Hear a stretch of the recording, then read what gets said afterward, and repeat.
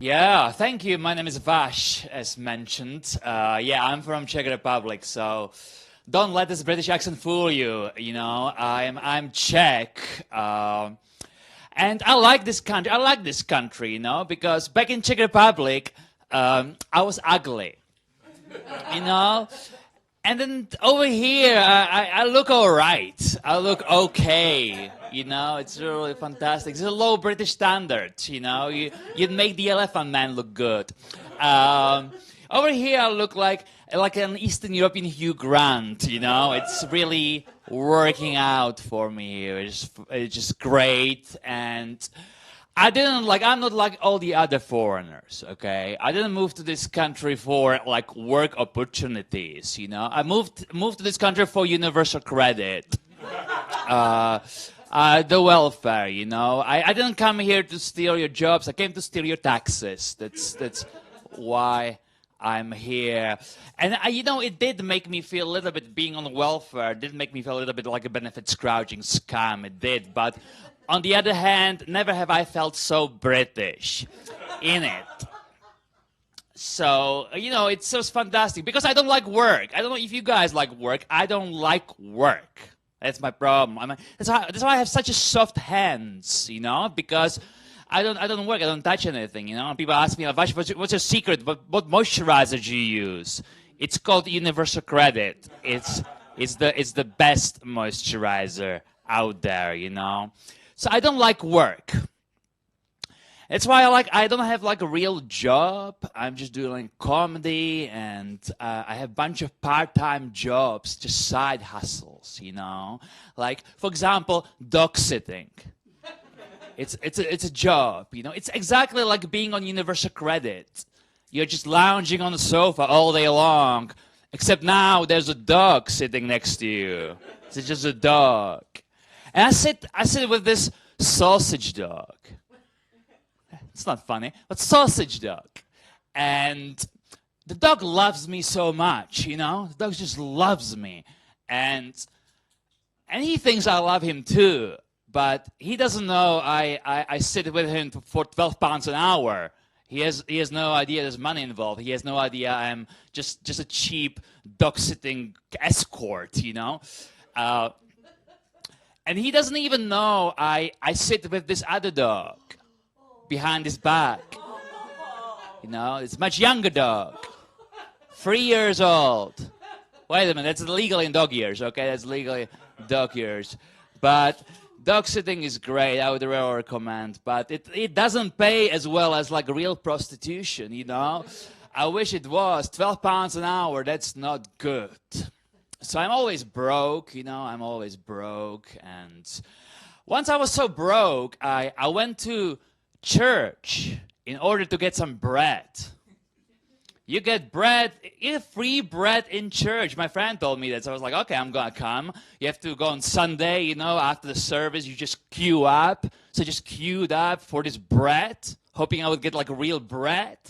But it's not a real bread at all, it's just a little tiny cracker. That's all you get, with devoid of any nutritional value. There's nothing. It's just this little cracker. And then I couldn't even eat it because I'm gluten intolerant. And I don't know if you knew that, but body of Christ is not gluten-free, which is bullshit, you know? It's 2024. It's body of Christ should be gluten-free, you know? It should be gluten-free, you know? Jesus is so behind the times. So behind the times. So yeah, what I'm trying to say, guys, is every day is a struggle, right? Every day is a struggle. Like today, I went to sleep after lunch. Not because I was tired. I just went to sleep because I just couldn't go on with the day. Do you ever do that? I think sleep is like a suicide for people who can't commit. I can't, which is fantastic, you know. But I love sleep, right? You guys love sleep. I love sleep. I don't know if you had any dreams last night. I had like a dream last night, you know. I had a wet dream. Do you guys have? Do you guys know those? It's like a dream, except it's wet. You know, they call it in medical. It has a medical term. It's called nocturnal emission. Nocturnal emission. It sounds bad, you know? It sounds like I'm destroying the planet or something, you know? Every time I have a wet dream, a polar bear dies somewhere, I'm sure, you know? I'm not big on sexual intercourse, you know? It's not worth the trouble. It's not worth the effort, you know? It's just too much. It's not worth it. For me, it's like exercise. It's not something I want to have in my life, you know? It's too much. Like even missionary position it's like holding a plank, you know? It's too much. And it's late. It's late. I don't want to work on my core right now, you know? My ex was actually was English. Yeah, so what I liked the most about that was that she didn't speak any Czech. And my mother didn't speak any English, doesn't speak any English. So I was in control of the relationship, you know, translating everything. I remember we visited once, and my mother was like, "Oh, tell your girlfriend this story about, you know, about the time when you were 8 years old and you shot in the pool. Translate the story, Vash, you know." So I was like, okay, so I just turned to my girlfriend. I was like, well, my mother's just trying to, you know, she wants me to translate the story about the time when I was 8 years old and she shot in the pool. Yeah, I don't really like my mother. So that's good, it's on tape. She, you know, she's strange because she wears a face mask still. She wears a face mask on public transport, you know? I mean, she didn't get the memo, you know? Pandemic's over. It's been over for a long time, you know? So she still wears those face masks like, it's over, you know? Pandemic's over. Like, I don't even wash my hands. She still do that. I don't do that. It's not necessary, you know? The pandemic is over. I mean, when I'm in like a public toilet, public bathroom, and there's a guy next to me washing his hands, then yeah, I wash my hands, you know, because I want to impress the guy, you know. I want to, if he's doing 20 seconds, I'm doing 25, because I want to make him feel shitty about his hygiene habits, you know. But when I'm in like a public bathroom alone, usually what I do, I finish urinating, and I walk to the sink, I put my penis back into my pants, you know, sometimes I forget, and I wash only these two fingers, you know,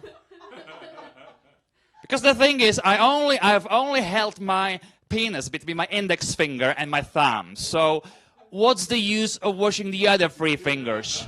They are just squeaky clean, you know. I could eat sushi with them right there, you know.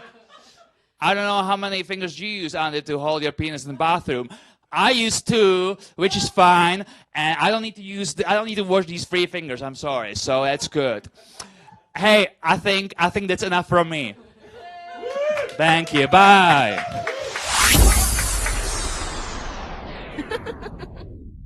When did you come to live in the UK? I came about 11 years ago, and it was meant to be a gap year. So I was gonna go. I had this place to study architecture at uni in Czech Republic. So I was meant to only come for a year, and I was doing au pair jobs. I was raising British children, seven children. Lucky children. Yeah, I know. So I feel like that's why I feel like I did my job as a father. Right, so I've done it, so I don't need to have kids anymore. Wow. Because I raised 7 kids, 7 British kids. Amazing. So I came here to do just this au pair job, but somehow I stayed here for it. It ended up being, instead of 1 gap year, 11 gap years. Like that. Yeah, 11 gap years. 11 gap years. Yeah. And now you've kind of moved to different species. You're doing the felines and canines and yes. Yeah, exactly. Yes, so yeah. you're doing the whole of flora and fauna. Are you going to go into your plants as well, trees? I mean, I was doing a bit of gardening when I was doing au pair, so everything, yeah. I'm just trying to take care of this country, make it look good, make it behave well. That's it. What is a well-behaved country? Well-behaved country? I think it's about the people, right? Because it's the kind of behavior that a country makes. It's all about the people, I guess. It's not about the animals. Animals always behave great. right? Oh, you're so right about that. Yeah, Yes. it's the people that are the problem. So yeah, I mean, I noticed with the British kids, like Czech kids are nice. It's like better behaved kids, you know. I think British people, a lot of British people don't have time to. They hire au pairs, like au pair as a job.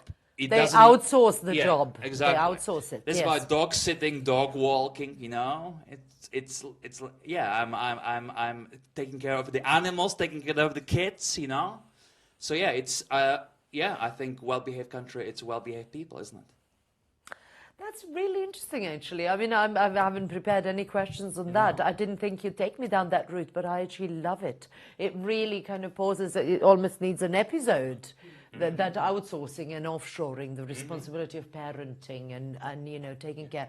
Because essentially you're being paid to do the best part of being a parent and being a dog, a kahu. I call them kahu because it's actually taking care of the spirit of the living thing rather than being the owner, which sounds too kind of possessive. And you can, because kids grow up so slow, I get to only take care of them like for a year, which is fine, but 20 years, that's just too much. I don't have the time in my life.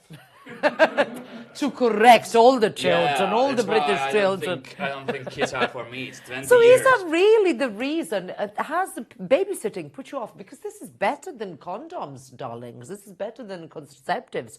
Just give young men kids to take care of. And unwanted pregnancies will be eliminated completely. Correct. I mean, you know, that's what I'm concluding. Yeah, especially Give them seven kids from one family. That's what I was dealing with. So for sure that you're right. It puts you great. off. It puts you off a little bit, but it also feels like, because I don't feel like I missed out on that because I did it. So Nice. because Loving if you are you know, a parent, if you never experienced that, you'd be always wondering, oh, what would it be like to have kids? And what is I it? I know, and not great. So, you know. So, I feel like I've done my job as a father. Amazing. You did Edinburgh Fringe. I mean, people, when they Google you and when they check you out, you are one of the rare comedians that really did Edinburgh Fringe. A real, raw, rare experience. He camped in the open in Scotland. Now, you can camp if you go to Croatia. You can actually sleep outside. There's nothing. In Scotland, he camped. How was that? Horrible. In one word, horrible. I gave no up after wonder 3 the nights. newspapers wrote about you. Yeah, it's true. It was all for the publicity. You know, it was all for I actually did sleep in the Hollywood Park, and I was kicked out by this park ranger at like 5 a.m. in the morning on the third night because supposedly it's a Queen's Garden and you can't camp in Holyrood Park in Edinburgh. You have to go all the way away from Edinburgh because I thought the wild camping is cool, but clearly not. So yeah, it was bad. It was a bad idea. It was windy. It was wet. I was hoping, I was picturing like a beautiful, beautiful camping. You know, it's August, but no, it's horrible.